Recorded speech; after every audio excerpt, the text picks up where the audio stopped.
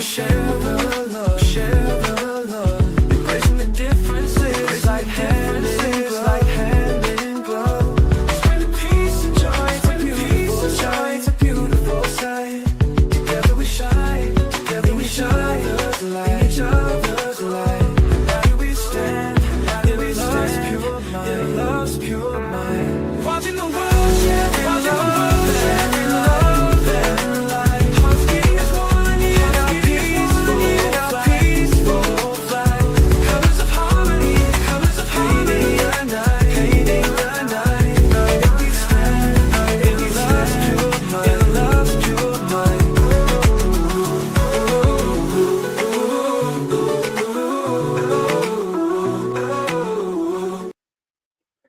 Thank you for tuning in and watching The World Again. We're right back at it. I appreciate each and every one of you. In order to conduct this show, I have to take in a lot of information, have to process it all, folks. I saw something that was quite intriguing with Stephen A. Smith. It appears that he might be taking the posture of a potential president candidate, right? He might become the president, you think? Well, we're going to check out his message to America that came out early this morning, bright and early. So we're going to check it out. We're going to have our first watch party and tell us what you think. Would you like to see Stephen A. Smith make a run for it? Perhaps he could win. Maybe the candidate on the red side will be J.D. Vance. Could he beat J.D. Vance? What do you guys think? This is quite possible, right? Well, we're going to see. There's so much coming forward, but we're just having a conversation. We're just keeping the conversation going. A lot of people are frustrated, but I did think from what I heard, he had one of the best messages that I've heard in quite some time. So I wanted to share it with you, and we get more eyes, more ears. We get more minds on it to see what do you think. So let's get right to it, folks. As you come in, hit the like button, share, and subscribe. We already have JDP here. We have Eric here. It's so nice to have you guys. So let's check out Stephen A. Smith, his message to America on his show called Straight Shooter. Straight Shooter with Stephen A.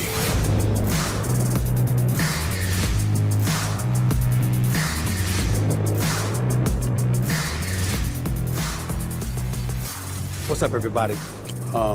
Consider this to be a special edition of Straight Shooter with Stephen A. And the title, Message to America, I think is something that's incredibly appropriate because I got a few things rather that I have to say to a lot of people out there. Clearly, I've been all over the news as of late. Not for the most flattering reasons, of course. Some in my inner circle would say that I've been under attack. Others would say that I got my comeuppance and people have been criticizing me and all of this other stuff. I just thought it was appropriate to take a few moments to let you know where I stand on a few things, even if it lends itself towards me pointing out a few of those people who've made me feel the way that I feel. So I can sit up here and I can be like everybody else and I can cuss people out, tell y'all to kiss my ass. I can do a lot of things like that. But it's counterproductive. It's unnecessary. And most importantly, it would be uncalled for because that's not how I've been feeling. I have been overwhelmed with sadness at how the message has been missed and things have devolved and regressed to the state of affairs that it has gotten to when it comes to me. Because I just think it's completely unnecessary. You might think that I'm talking about the whole Jasmine Crockett brouhaha and what I said about her and what the fallout from that entailed and how I apologized. And then I see people online and they're looking at me and they're saying, he apologized. Well, Stephen A., we don't believe you. Well, first of all, I don't care. And you know why I don't care? Because you don't know me, evidently. And you don't know that my apologies are sincere. They're not fake. And most importantly, my reasons for apologizing is just as real. When my words and my verbiage doesn't have the desired accurate effect that I was aiming to have. When it has unintended consequences, we all should apologize. It's called being a grown-up. But when we take into account the kind of things that have been said about me and my individual character, I've just found it a tad bit odd that something like that would regress into what things have regressed into, and we're not pointing out what this really is. Are we really, really talking about blackness? Are we really, really talking about America? Or are we talking about political ideological agendas? And how that serves to influence how people are coming at us. Because we have an individual in the White House who, quite frankly, the African American community shouldn't be pleased with right now, despite his near $500 million in contributions to HBCUs. It takes more than that to please us. The scaling back of Black history, civil rights, the kind of things that have us concerned down the line as to our ability to vote, to have government impact and influence our lives in a way that's progressive and moving forward as opposed to going backwards, is something that I find myself very, very concerned about. And so as a result, I'm fixated on winning.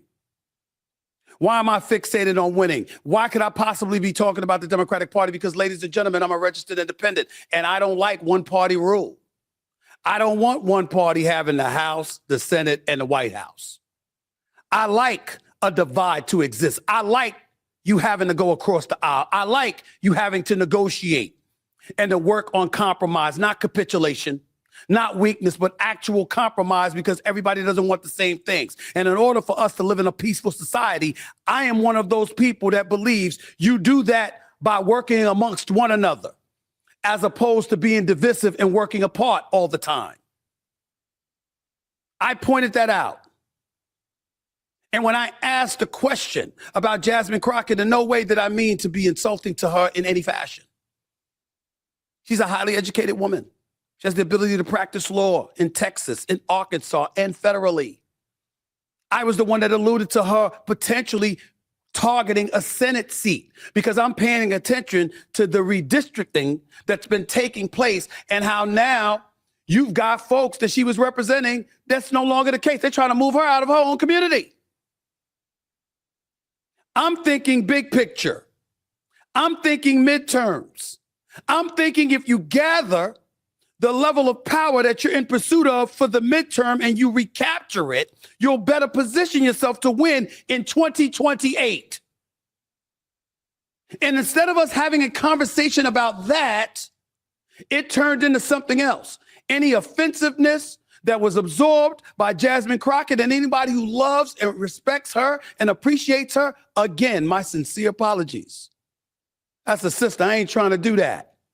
Any more than I'm trying to do that if I have a disagreement with Michelle Obama. Or any more than I'm trying to do that if I have a disagreement with Kamala Harris. I'm pointing out something. I'm not characterizing someone. That's what grown-ups do. But we haven't been seeing that over the last week and a half. Now, I have sat around over the last 10 days or so. Okay, so far so good. Guys, hit the like button, share, and subscribe. Thank you so much for the support. Had major double root canal surgery, swollen face, looking like a damn chipmunk. Barely able to talk, because when you talk, you're actually biting on your gums to some degree. I'm quite sure most human beings know how painful that shit is. And I get it. From the standpoint that you had so many people that were upset and they were talking, and I had to sit up there and try to talk, but in the same breath, try to work and work my way through. I'm not 100%, but I'm feeling a lot better. I'm able to sit back and absorb and inhale and grasp and read and listen and all of this other stuff, and stuff that I have been listening to and hearing about me. I'm like, really, we're going to go there. So because I may have said something in a tone or asked a question that you didn't like or you deemed was inappropriate, one that I admittedly apologized for because of how it was received and it had an unintended effect, we want to talk about my character. So you know what I did? I figured out it's okay to talk about my character. Let's talk about it. I'm not hiding. My name is Stephen A. Smith. I am a registered independent. I don't vibe with either side of the political aisle because I don't trust either side. Continuously operates within the best interests of the American people. I'm here to challenge that at every turn from either side of the aisle. I am not some African American. I am a proud Black man who loves my peoples, my community. I don't speak for us. I don't have dominion over us. I just love us because I know who we are and I know how we can be good, bad, or indifferent, and why. And there's nothing on this earth that I'd rather be than who I am. I'm also that guy that has been in the business of journalism spanning 30 plus years, who has had a history of supporting my brothers and sisters, who have lost jobs supporting my brothers and sisters, who has been in the eye of the storm for most of those 30 years because of the positions that I was willing to take and the things that I was willing to tackle and the people that I was willing to call to the carpet, even if they came from my own community, because it wasn't in the best collective interest of the whole. I'm also that guy who graduated from Winston-Salem State in HBCU. I have 4 older sisters. I have 10 nieces. I have 2 daughters. I have been brought up, educated, nurtured, insulated, propelled, supported, and strengthened by Black women all my damn life. So much so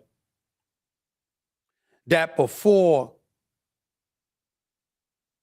I ran into Coach Gaines as the legendary basketball coach at Winston-Salem State University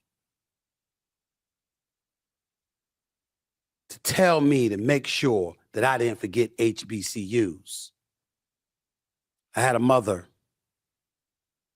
and sisters who always reminded me, always look out for the community, even when they don't see it. And so what have I done along the way while people are chirping about my Blackness as if you got dominion over it to define who the hell I am and whether or not I'm invited to your barbecue, not recognizing that I have plenty of my own?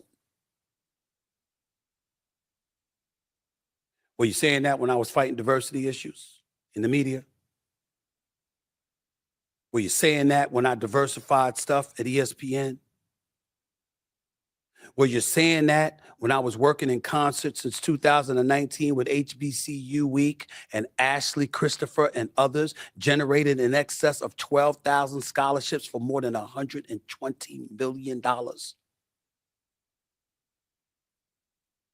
Do you say that with the people that I mentor and help?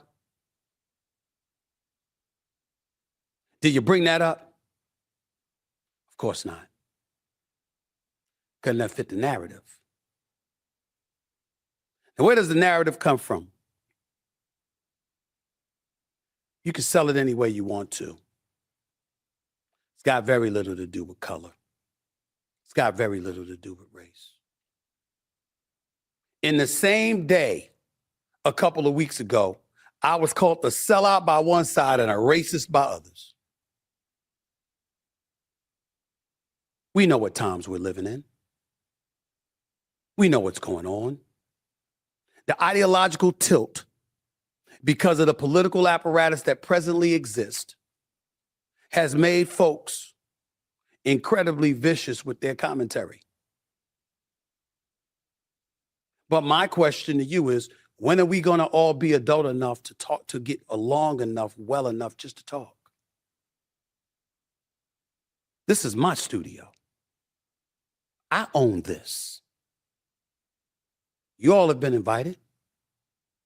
Where have you been?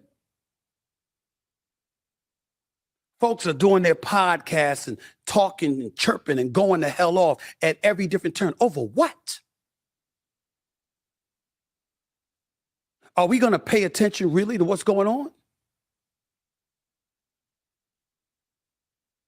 Folks talking about violence in the streets of Chicago. I had on the governor of Illinois. Folks talked about the shutdown. I had on Senator Manchin. I had on House Democratic leader Hakeem Jeffries right here on this show. Shooting in Utah. Governor Spencer Cox was on this show. Presidential hopefuls in the state of the Democratic Party. Oh, I had Josh Shapiro, the governor of Pennsylvania, up in here. And Senator Lindsey Graham. And Senator Manchin. Jasmine Crockett's been invited. Can't make her come. AOC has been invited. Can't make her come. Bernie Sanders has been invited. Can't make him come. Gavin Newsom damn sure has been invited. Can't help but can't make him come. You the governor of California. I'm the problem that somebody like a Steven Jackson on All the Smoke has. But you can yuck it up with the governor of California.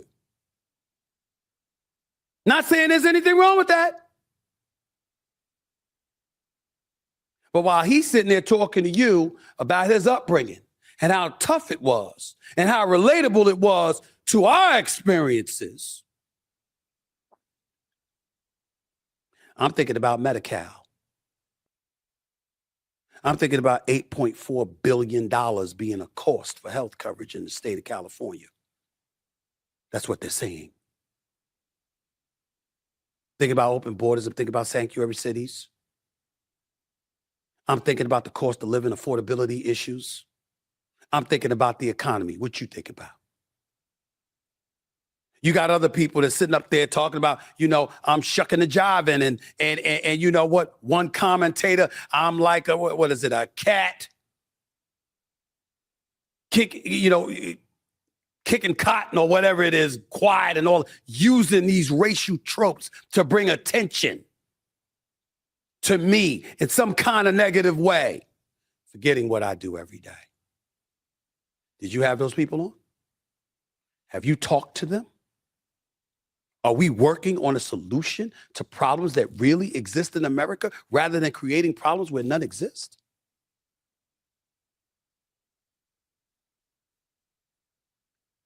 I bring all of this up because I see it.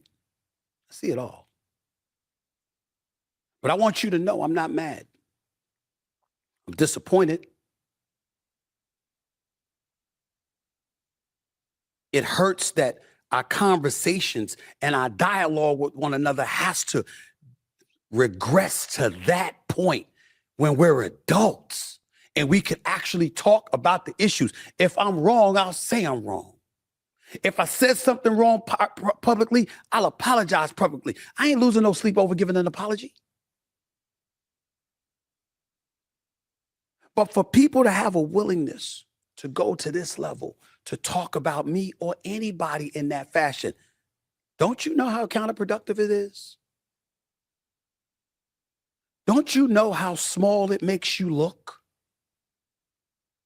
Because you're not really talking about the issues and leaving it at that. And instead, you're choosing to engage in very personal, vile attacks towards a human being you've never met, you don't know, you've never talked to. Where's that getting us? Where's it getting us? I could come on these airwaves right now. Airwaves I have control over, by the way. And I could be just as degrading, just as insulting, just as juvenile in my behavior. I'm not going to do that. But do you know why? It's not just because I'm a grown-up. It's because I understand. We live in some very, very trying times. News came down today that 42 million plus people are going to be basically exiled from the SNAP program. It's basically food stamps. I remember what it was like to be on food stamps and government cheese and bread. I know what it's like to starve. I see people going off about people's personalities and characters and all of this other stuff. You see it right there. States suing the Trump administration over SNAP food stamp freezes. Right there for you to see. From Arizona and California all the way down to Vermont, Washington, Wisconsin, in between, New York, North Carolina, New Mexico, New Jersey. 25 different states suing the Trump administration over SNAP food stamp freeze. I get it. That's what I'm focused on. There's a shutdown that took place. You think I don't know that over 300,000, women have lost their jobs. They've been furloughed or they'll be fired and they're not receiving a check? That's what I'm focused on. I didn't do or decide to do a political show to run my mouth any more than I decided to be the ambassador for HBCU Week to help minorities get an education in this country. I didn't do it for nothing. I'm here to help make a difference. What about you? You gonna just sit back and continue to go off about every little thing that's said that you don't agree with? Or are you going to take the opportunity to be grown-ups, to use platforms like this and various others to educate people about what's right and what matters? What you going to do? Because you see, I'm not going anywhere. Yes, I got ESPN. Yes, I have SiriusXM, not one, but 2 shows. Yes, I have this studio, and I got my own YouTube channel. Do you know why I have my own YouTube channel? Because I'm looking to build it. I'm looking to find aspiring talent out there who want a platform like this to make a difference. I want to help build. But you don't do so without attaching accountability to it. And you don't do so by letting people or failing to let people know what your definition of right or wrong is and how we can get to that other side. It's called being a grown-up. It's called serving a higher purpose. I'm not saying I always pull it off. I'm saying I'm always striving to. What y'all doing? You can insult me all day. I don't know if you've noticed, I can take it. I haven't lost sleep over it. It's not that I don't care. It's that I have bigger fish to fry. You make a mistake, you don't wallow and live in it. You learn from it, you move forward. Period. But this is the problem that we have to address, because I'm sitting in front of the camera right now, in front of this microphone. I'm not even a conservative, and I'm looking at the divide between the conservatives and the progressive thinkers of this nation. And that's the real big problem here. Because it's not enough to disagree. You must be a vile, despicable individual if you ideologically don't align with what others want you to think. I don't play that shit. I think for me. I decide how I feel. It's based on facts. And I'm always open to being educated with additional facts to further edify me. And if that means changing my level of thinking, consider me blessed enough to be changed and educated. What about you? You married to how you thinking? You married to what you want to say and cussing out people and going off? We got rappers out here, no-name rappers, questioning, talking about me like you know me. We got folks with podcasts showing up smoking weed with do-rags on their head, acting like they got something important to say for the masses to receive just because they moody. We got a whole bunch of people out there that fake-ass outrage. Not most, not all, but a whole lot. Looking for an excuse to go off with passion. Happy that they got clicks. And they're gaining attention. I'm just trying to help make a difference.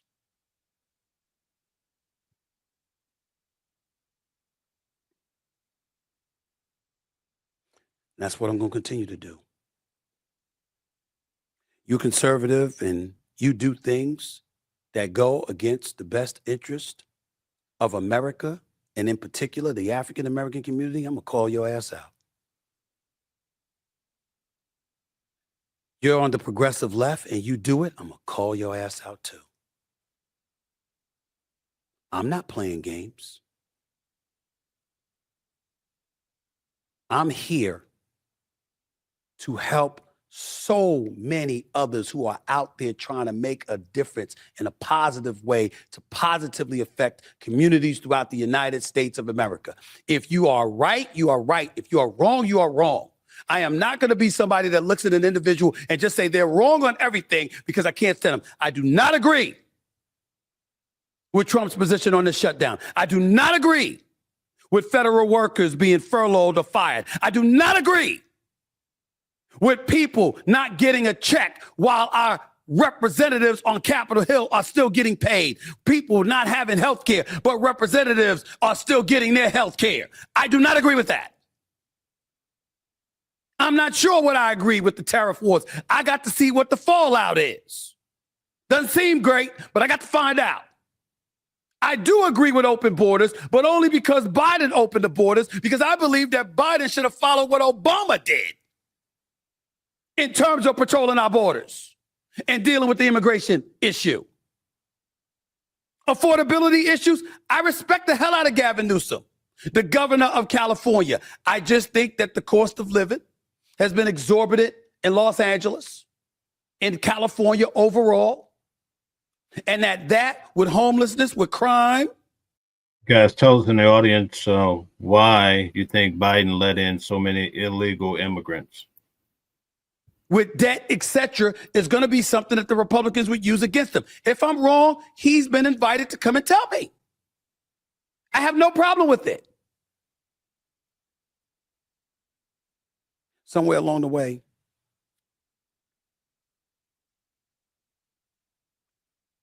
we've been doing this to each other for a long time. We can't just argue and debate the issues. We have to denigrate on a personal level to accentuate our points.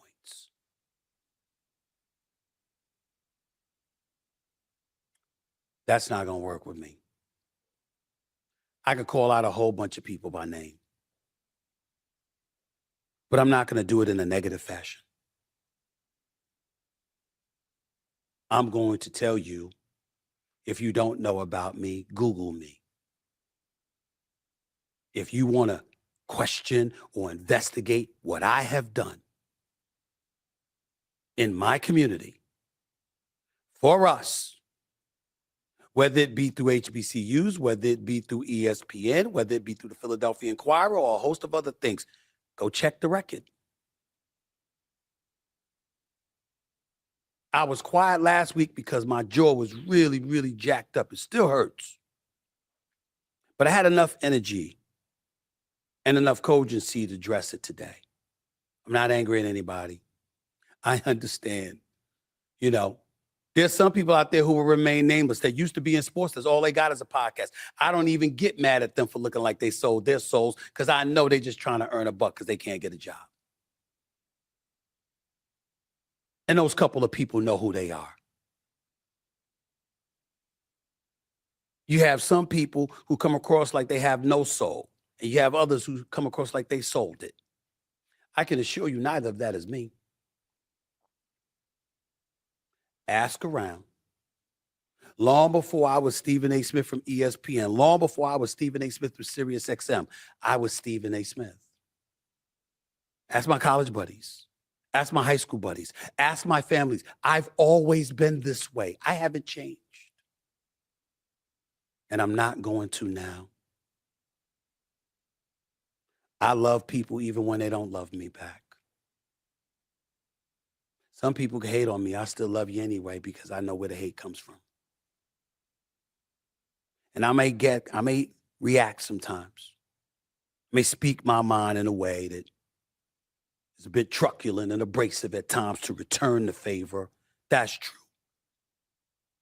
But go back and Google me about this too. I don't spend too much time clapping back at people, calling them out on a personal level about their personal shit or their character. I do talk about what people do because I'm in the news business. And when they make news, it's my job to talk about news. But I don't live in it and I don't wallow in it. I've never done that before, and I'm not going to do that now. I got bigger fish to fry. I'm heading down to Delaware in the next day or so, HBCU week. Deshaun Jackson, Delaware State, going against Michael Vick, Norfolk State. When you see HBCUs getting profiled before 2019. When did you hear about over $100 million in scholarships being awarded to people? When did you hear about notoriety from STEM programs and beyond being associated with HBCUs? When did you see the NBA and the NFL getting heavily involved in HBCUs? Go back and do the homework. Think about the conversations that must have been had, the people it must have entailed, the decision makers involved, and what it would take for them to support such ventures. You can't get things done if you're spending time in the gutter. I'm not going to do that. I just wanted to let you know I'm not running or hiding from anybody. Every Wednesday night with my political show, 6 to 8 p.m., I'm going to be right here on Sirius XM POTUS Radio, channel 124.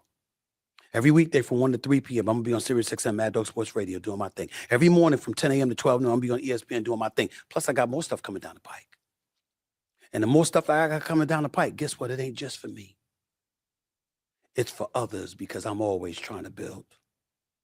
Because in the end, there's no success without successors. That's what I do. That's what I'm doing.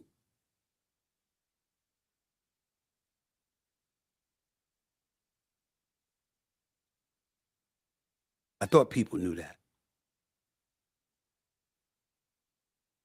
I'm sorry you didn't. Let me be clear in closing by saying this. I want no enemies. But I'm not here to make friends. I'm a journalist by trade. By trade, You're not telling people things for them to like it. You're telling them because you're in tireless pursuit of the truth and giving them the closest thing to it that you can find. Now, I understand that people don't like that. But even the Bible says the truth shall make you free. Not set you free, but make you free. And in terms of us as a community, as a people, I have always believed our intestinal resolve is as strong as anybody's on this planet. I'm never selling out. I'm always looking out, whether folks believe it or not. And I always will continue to do so to the best of my ability. Because I love us, even when you don't love me back.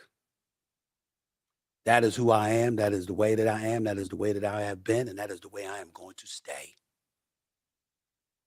I just wanted to send that message to let you know that in the throes of doing all of that, I don't take sides politically.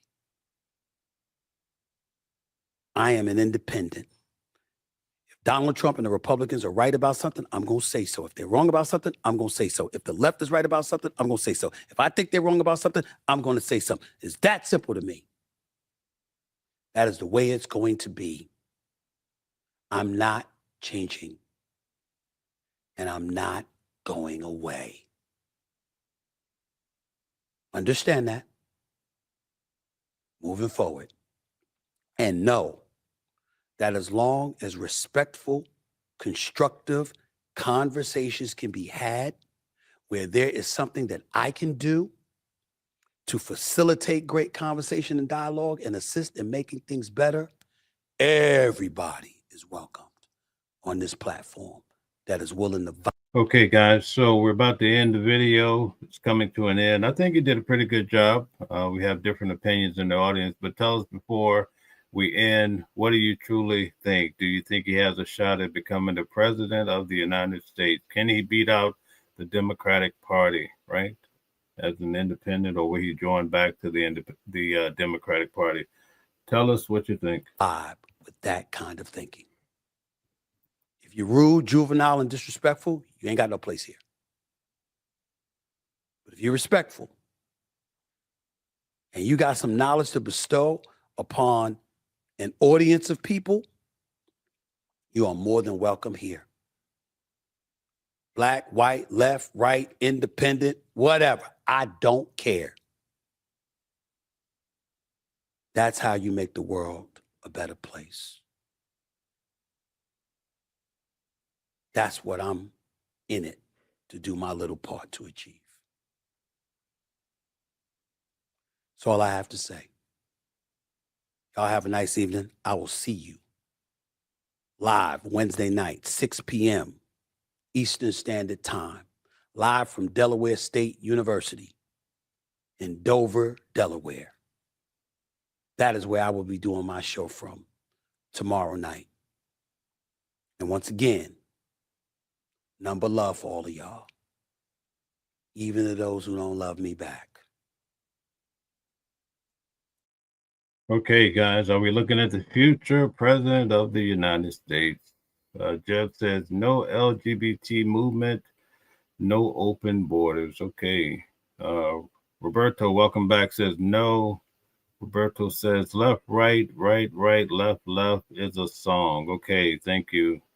We have the Democratic Party lighting up with all new faces. We have Dwayne Johnson. We have Kamala still in it. At $1 billion she threw at the presidency and did not make the cut. $1 billion, and she's back at it. Will she raise another $1 billion? Well, we have to wait and see who can beat Donald Trump.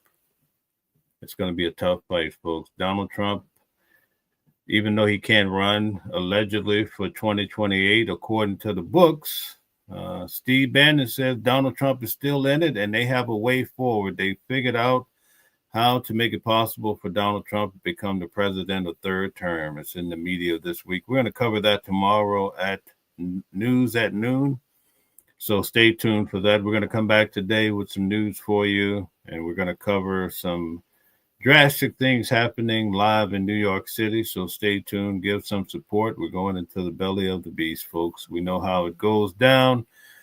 And even still on the trains, folks, on the trains, we still have the Brooklyn slasher cutting people on the face. So when I'm on the train, which it's tough to ride the train anymore, knowing that all these things happen. We saw a lady get set on fire, right there in Brooklyn. Now we have a guy that can't find him, but he's just slashing people. But anyway, we're still going to keep covering these stories. We're going to be in Brooklyn covering the NBA. Chauncey Billups will be in court November 24th. I'll be there.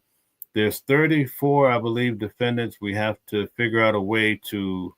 I have Candace Kelly. She's a law professor. She teaches attorneys, folks. She's going to be on.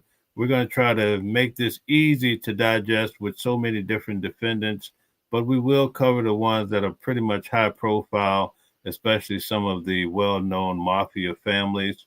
I'm also going to be traveling down to Texas to cover Carmelo Anthony. He's the young man that basically took the life of another teenager, a white guy. He was struck in the heart. You know the story.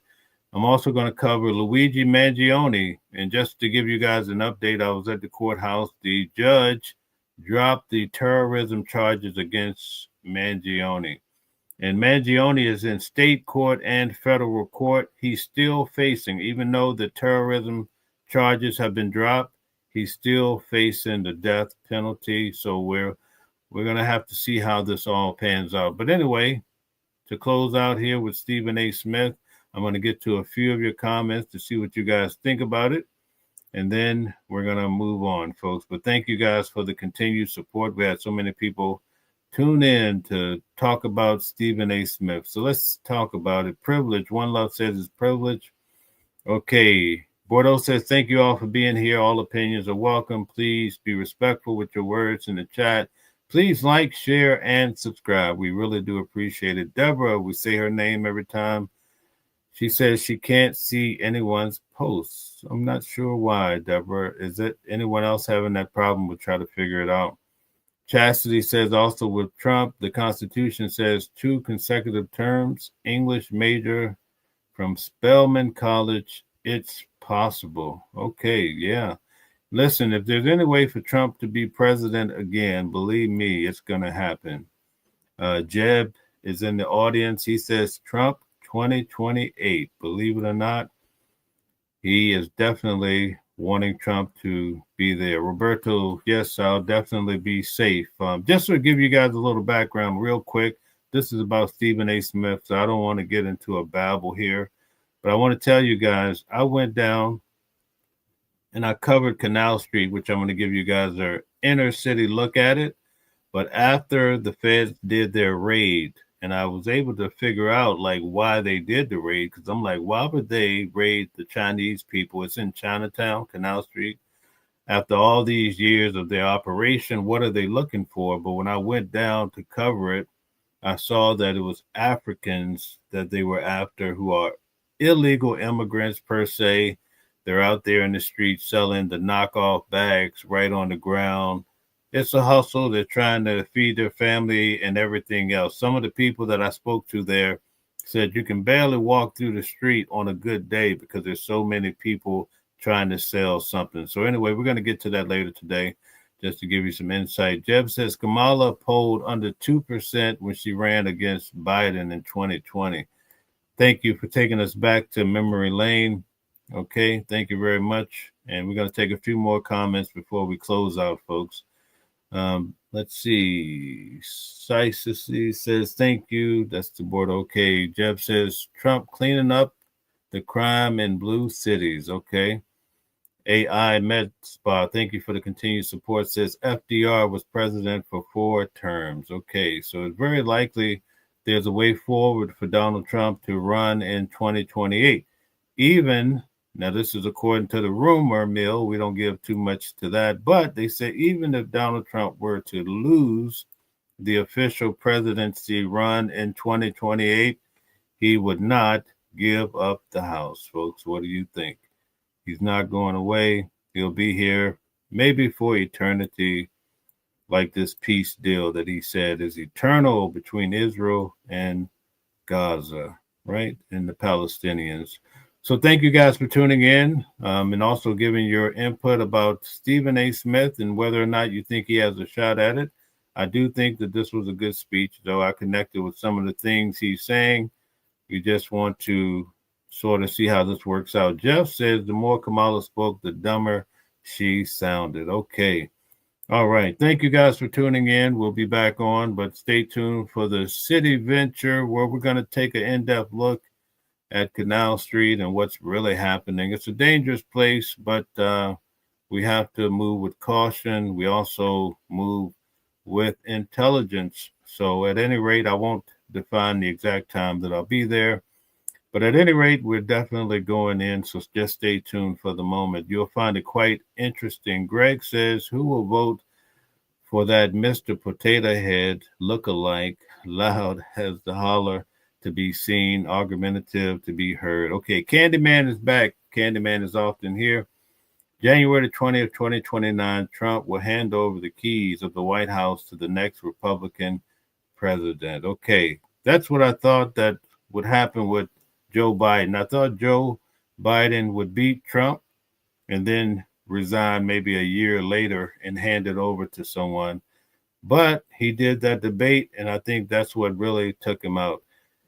Chastity says account for all the Americans, fully utilize data centers for local and state maintenance, provide transparency to the business and individual operations, get crypto moving. Okay, Jeff says Gavin's California has the highest taxes, highest home costs, highest cost of living, highest crime rates, most regulations, $1.7 trillion in debt. Greg says do not perpetuate the loud mouth. Okay, thank you guys very much. We'll catch you at the next show. It's always a pleasure to have you. Thanks for all the likes, shares, and thank you for subscribing to the channel. Thank you to our moderators. You guys do a beautiful job. Different voices, but the same song. Living a world where we all belong. Kindness leading the way, breaking the chains. In the symphony of love, the flame remains. Embracing diversity, brighter days in sight. Watching the world sharing love and light. Hearts beating as one in our peaceful flight. Colors of harmony, painting the night. United we stand in love's pure might.